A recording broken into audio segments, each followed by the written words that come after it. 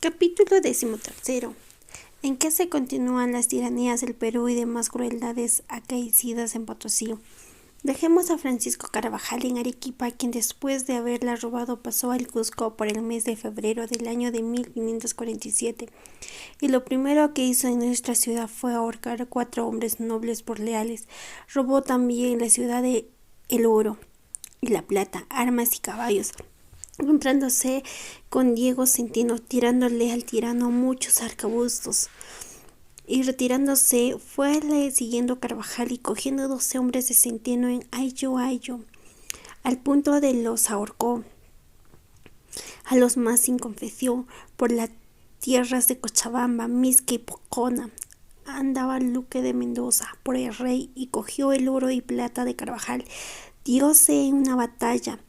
No venció ninguno por desviarlos la noche, aunque Lope de Mendoza por varios recelos se retiró a Pocona, y a 2 heridos que cogió Carvajal que le pedían confesión les dio garrote.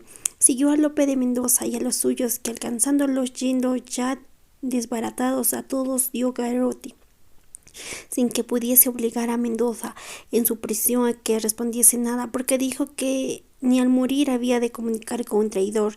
Llegó Carvajal a Chuquisaca, conjurándose los leales para matarle, descubriéndose el concierto, y él quitó la vida a 10 poniéndoles letreros a los pies que decían por leales. Volvió Carvajal donde estaba Pizarro, y junto a sus capitanes aconsejó este tirano a Pizarro de coronarse por rey y repartirse la tierra con títulos de duques, marqueses y condes, levantándose órdenes militares con nombres y apellidos de España. Así comenzó Pizarro a convocar el reino para que las justicias la jurasen por ley. Con esta resolución caminaba vuelta para la ciudad de Lima, donde le juramos por contar el efecto que tuvo la noticia que dieron al emperador Diego Álvarez de Cueto, cuñado del virrey, y Francisco Maldonado, que, como queda dicho en el capítulo pasado, fueron con la relación de los hombres hechos del Perú, y por estar el emperador muy ocupado en los negocios de Alemania, se detuvo el despacho largos días, hasta que se resolvió los viniesen a este Perú el licenciado Pedro de Gasca, que a la sazón era del consejo de aquella Inquisición, de quien se tenía gran satisfacción por la experiencia que se había adquirido de él en los negocios que se habían fiado. Diósele titulado del presidente de audiencia del Perú, con plenario poder para todo lo que tocase a la gobernación y pacificación de las alteraciones, y comisiones para perdonar todos los delitos. Llevó consigo oidores al licenciado Antonio de Siaca y al licenciado Rentería, con los despachos necesarios en caso que conviese hacer guerra. Y con tanto se hizo a la vela, sin llevar más gentes que sus criados, por mayo de 1546, y llegando a Santa Marta tuvo aviso como Melchor Verdugo había sido vencido y desbaratado por la gente de Pedro Hinojosa, capitán de Pizarro, y le estaba aguardando en el puerto de Cartagena, y él determinó pasar a nombre de Dios sin verse con él, considerando que si le llegaba consigo causaría escándalo en la gente de Hinojosa, y podría ser que no lo recibiesen, y así fue a surgir en nombre de Dios y de los hombres, que guardase en la tierra contra el Melchor Verdugo. El presidente hizo saltar en tierra al mariscal Alonso de Alvarado, que desde España vino por él, y habló a Hernán Mejía y le dio noticia de la venida del presidente, diciendo quién era el mariscal. Se volvió en la mar, y Hernán Mejía volvió a pedir al presidente que saltase en tierra, y así lo hizo, y Hernán Mejía se salió a recibir en una fragata con 20 arcabuceros, dejando su escuadrón hecho en la marina, y salió en el batel del presidente y le trajo a la tierra, donde se hizo muy gran salva. Y hablándose particular, Hernán Mejía le descubrió su pecho y y el deseo que tenía de servir, y que estaba muy gozoso de su venida, y por ocasión que tenía allí por mucha gente de Pizarro, él solo era el capitán de ella, y con facilidad la reduciría, y con que entendía que sabía su venida y las particularidades de ella, Hinojosa y las demás capitanes harían lo mismo sin contradicción alguna. El presidente se le agradeció mucho y acordaron guardar secreto por entonces, sin querer hacer novedad alguna. Supo Pedro Alonso Hinojosa, general de Pizarro, el recibimiento de Hernán Mejía había hecho el presidente, y enojándose porque no sabía el despacho que traía, y finalmente el presidente se hubo con tanta prudencia con estos otros capitanes que sin saber unos a otros les ganó las voluntades, valiéndole mucho la buena crianza de que gozaba y también la autoridad del mariscal Alonso de Alvarado. No se declaró luego Hinojosa, antes envió a avisar de la venida del presidente de Gonzalo Pizarro. Ya había pareceres y avisaron a Pizarro que no le convenía que el presidente entrase en el Perú. Procuraba cuanto podía el presidente ganar a Hinojosa, alcanzando de él que fuese uno de los que con él venían de Casilla con cartas a Pizarro. Era una carta del emperador y otra del presidente para Pizarro, en que con mucha blandura trataba el emperador a Pizarro y le mandaba que reciba al presidente y le dé favor, y la del presidente la más cortés del mundo.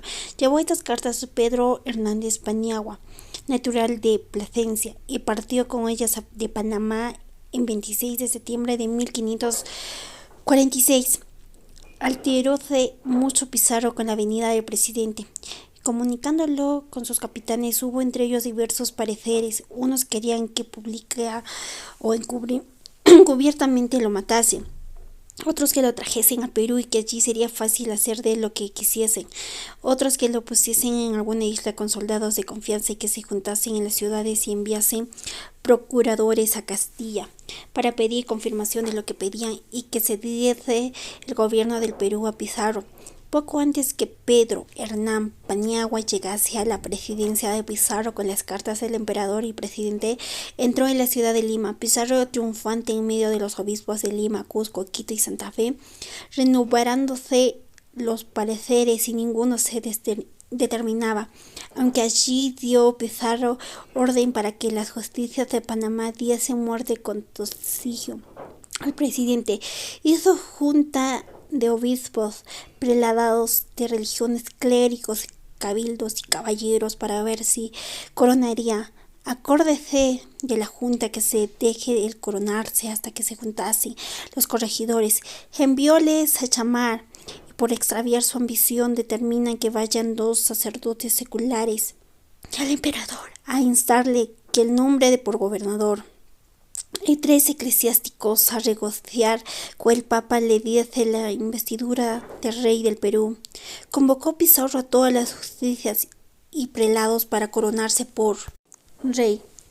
Y así congregaban. Llegaron a Panamá los obispos y dieron grande relación al presidente y se le ofrecieron sintiendo mucho de lo que Pizarro y los suyos hacían en el reino. Se juntó con Hernando Mejía y apretaron a Hinojosa para que se pasease al servicio, quien lo hubo de pesar y se hizo de seña de toda la armada y se entregó al presidente. Hicieron todos pleito homenaje de seguir y servir a su rey, y el presidente recibió las banderas y las dio a todos los capitanes que antes las obtenían, y el oficio de general a Hinojosa en nombre de S.M. embarcándose todos, que serían como 300 a los obispos que iban con el presidente, digo con el provisional, por embajadores de Castilla. Se volvieron con ellos para dar el favor que pudiesen, y el presidente envió a la Nueva España y a otras partes pidiendo socorro. Quisieron los que de la armada llegar al puerto de los Reyes sin ser sentidos por lo mucho que importaba tomar sobresalto, y Pizarro, si bien no supo qué hacer. Pedro Hernán Paniagua, que trajo los despachos que dije, llegó al Perú cuando Pizarro esperaba saber lo que había de Panamá a mediados de enero de 1547, llevándoles medio preso a Pizarro, mandándole su pena de la vida, que no abriese la boca. Diole a Pizarro audiencia delante de sus capitanes y amigos que hablase libremente con condición de que si salió de allí decía palabra le costaría la vida. Hubo pareceres que le matasen y otros desacatados. Y de la peligrosa resolución envió Pizarro a llamar a Carvajal y que trajese toda la plata de oro y armas y gente que tuviese, y esto sin saber la entrega de la armada que se había hecho en Panamá por Hinojosa al presidente, la cual llegó después al puerto de Trujillo y allí recibió Diego de Mora, reduciéndose con otro al servicio. Supo ya Pizarro cómo tenía perdida la armada y que no tenía seguridad que pensaba, y así nombró nuevos capitanes y les repartió la gente, tocándose a tambores, y dieron pregores para que todos los vecinos de los reyes se pusieran debajo de banderas y fuesen a recibir pegas, soapazos de la vida, diérondoles dinero largamente a los capitanes para hacer gente, y a los pendones sacaban letras y cifras que decían el nombre de Pizarro. Son mercedes y largas fagas de la reseña general, y halló en ella 1000 hombres tan bien armados y aderezados como se podían hallar en Italia. Había mucha cantidad de pólvora. Mandó que todos los soldados se pusiesen a caballo. Gastó en todos estos aparatos más de 500,000 castellanos de oro.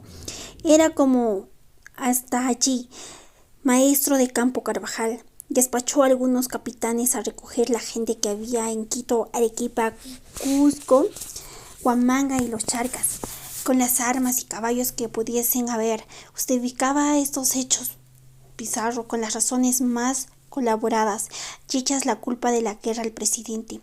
Tratóse que el licenciado Carvajal fuese a correr la costa con gente de guerrera y no hizo porque fiaba poco de él y que ya todo se recelaba. Pizarro, como es ordinario en los que hacen mal, mandó que todos los vecinos de la ciudad de los reyes jurasen de seguirle y no desampararle, haciéndoles razonamientos muy justificados de la causa y motivos que tenía que resistirle al presidente y hacerle la guerra.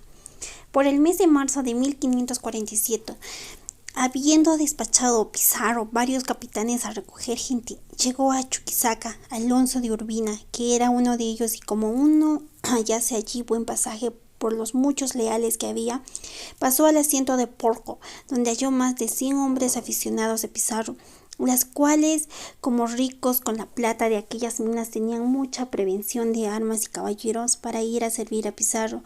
Hízose Urbina capitán de todos ellos. Acórdese venir a Potosí, convocar gente y llevar toda la plata que hallase. Escribió en sus moradores una carta dándoles a entender los motivos de su venida y que por haberse coronado el gobernador don Gonzalo Pizarro por rey del Perú, venía por su orden a dar esta noticia, que hallarse en la jura que todos habían de hacer de su nuevo rey. Estos y otros desatinos escribió este traidor a los vecinos de Potosí, quienes como las más eran leales recibieron un grande escándalo y no sabían discurrir cómo se hubiese ejecutado tan grande maldad. Faltaba en esta villa Francisco Centeno, que como tal leal se había opuesto a las rebeliones pasadas y era vuelto de viaje el capitán Juan de Villarroel, que había ido a pacificar las provincias de Pilaya y Paspaya, la cual, informado de todo lo pasado y viniendo la maldad presente, tomó a su cargo oponerse a los traidores y que nuevamente procurarán infestar su amada población, y así respondió a la carta de Urbina conforme merecía, diciéndole ser un traidor enviado por otro tal, y que al punto se fuese de aquel asiento si no quería experimentar el castigo de su atrevimiento. Culpan al capitán Villarroel, Acosta y Pasquier de imprudente. En este caso, pues sin estar prevenido, respondió a Urbina, tan resuelto que fue causa de que se experimentase tan grande estrago de los moradores de Potosí, aunque después pagaron con la vida los trabajadores. Viendo pues Urbina la respuesta y sabiendo que no tenían otras armas los de esta villa que solo sus espadas, tomando 30 caballos y 50 arcabuceros y 40 piqueros. En menos de 20 y 24 horas se puso sobre esta villa, y entrando por las ruinas de Catamarca, a la nueva población dieron fuego por las 4 partes de los pajizajas, casas. Abarrotándose los moradores, huyeron unos por el cerro, otros con más honra aún, temerariamente se opusieron con solas espadas rodeadas a los traidores. Y como era tanta la ventaja de estos, en breves horas mataron a don Alberto de Alvaros, don Juan Abreiro y otros cuyos nombres ignoran. Mataron también más de 80 indios, que con solo palos y piedras defendían a sus amos. Quedaron heridos el capitán Villarroel en otros 20 que huyendo escaparon las vidas. Desamparada esta villa, de los pocos españoles que quedaron, robaron la mayor parte de las casas a visita de algunas mujeres castellanas y peruanas que había.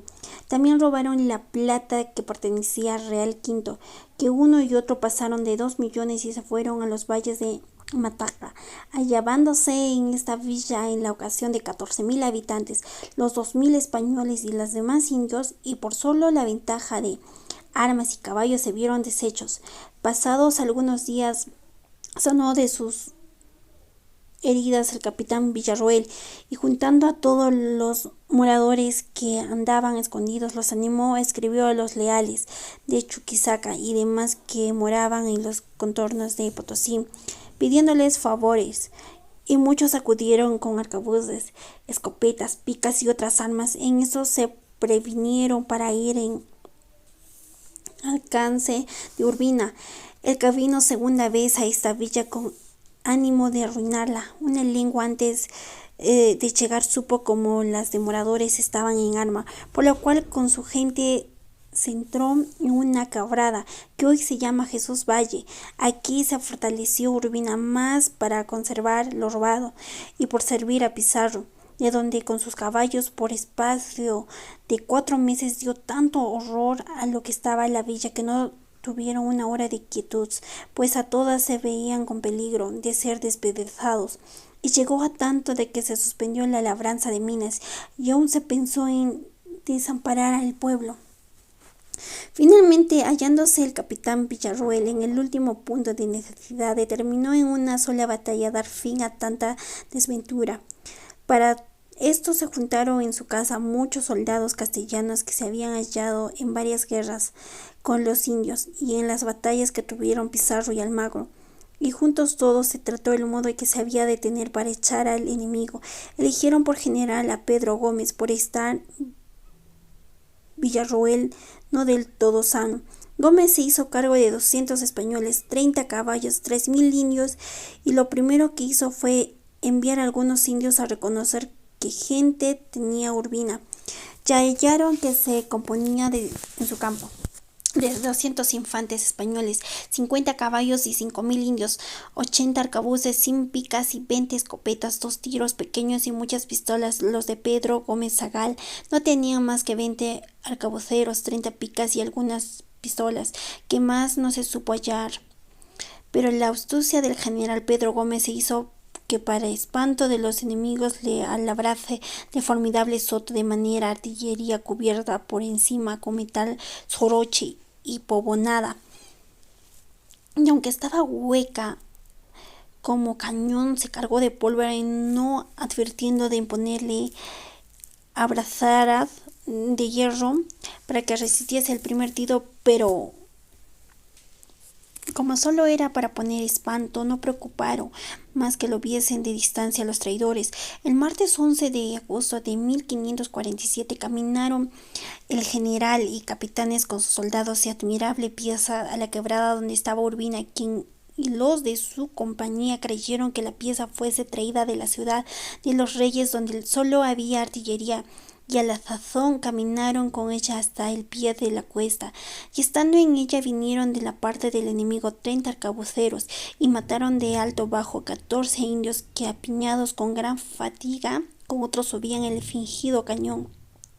Mataron 4 españoles, y si los soldados de Pedro Gómez no hubieran aprisa y desbarataran los arcabuces, fueran más los que murieran al rigor de las balas. Soltaron los indios con el temor de la finguita pieza.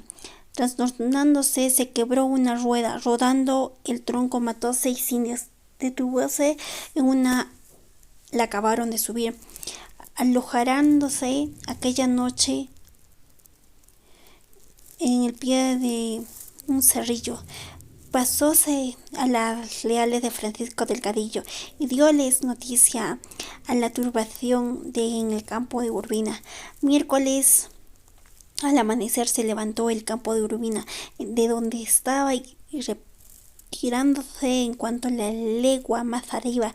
Los leales estuvieron quietos todos aquel día, hasta ver que en la forma se ponían los traidores. Fueron a reconocer los caballos de Pedro Gómez, que eran 30, y salieron al encuentro los 50 de Urbina, con quienes se trató a las 4 de la tarde una sangrienta escaramuza, y por ser la más experiencia, los de Urbina mataron 10 de los leales. Huyeron los 20 hasta llegar a la Real, y aunque venían en su alcance, los de Urbina huyeron en el arroyo por temor de la pieza. El general Pedro Gómez Zagal los animaba con razones. Aquella noche volvió a salir de su encañada. El enemigo se puso a la vista de los leales. Jueves, a romper el día, como bien se ve. El general Pedro Gómez, la forma del campo enemigo, salió con el suyo a lo más llano de la quebrada. Puso en medio aquella gran pieza, cercándola de 2000 indios y otros 1000 de los retaguardia. A los lados, con 10 caballos, puso 100 españoles en forma provisional, por no dar lugar a otra cosa, lo angosto de su sitio. Iba la pieza cargada de 2 pelotas de piedra, solamente para atemorizar a los enemigos con el estruendo de la pólvora. Pero se dispuso de suerte que no solo estos 2 instrumentos hicieron daño, mas también el tronco deshecho en menudas piezas sirvieron de puñales para herir a los enemigos. Finalmente dióse batalla a las 8 del día. Pelearon los leales y sus capitanes con gran valor, y los traidores se vieron como desesperados, los cuales vieron que aquella pieza no disparaba. Acudieron a ganarla con mucha grita, diéndole fuego a los indios, y al momento con grande estruendo se hizo millares de pedazos, matando las pelotas y astillas del tronco. Muchos españoles e indios, que llegarían a 40, los caballos y arcabuceros del general Pedro Gómez, que estaba en la mira, viendo el desorden en los traidores, hizo aquella pieza.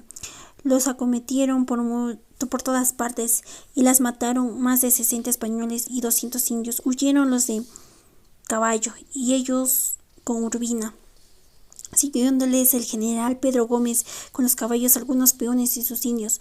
Como sabían las salidas de aquella quebrada, en breve tiempo les salieran a los atajos, en ocasión que ya entraban en Carachimpampa. Allí los entretuvieron, tirándoles dardos y piedras, matando a algunos hasta que llegaron los leales y mataron a 30 españoles y muchos indios. Urbina, que por escapar se había tomado una gran cuesta, a la mitad de ella se le cansó el caballo, de modo que no pudo dar paso. Lo alcanzaron los indios del general Gómez y lo mataron, y trajeron arrastrándole su cuerpo largo trecho y lo entregaron a los españoles, los cuales lo llevaron ante el general, el cual mandó los paseasen al pueblo, donde, colgando con una horca de los pies, estuvo muchos días sin sepultura, expuesto al escarmiento de los indios y gente de servicio. Algunos caballos de este traidor se escaparon. Murieron 120 españoles y muchos indios bárbaros. De los leales entre españoles e indios faltaron hasta 20. Y esta es la quebrada que cuentan de las historias Acosta, Méndez, Dueñas, y el poeta Juan Sobrio la canta con elegancia en sus octavas.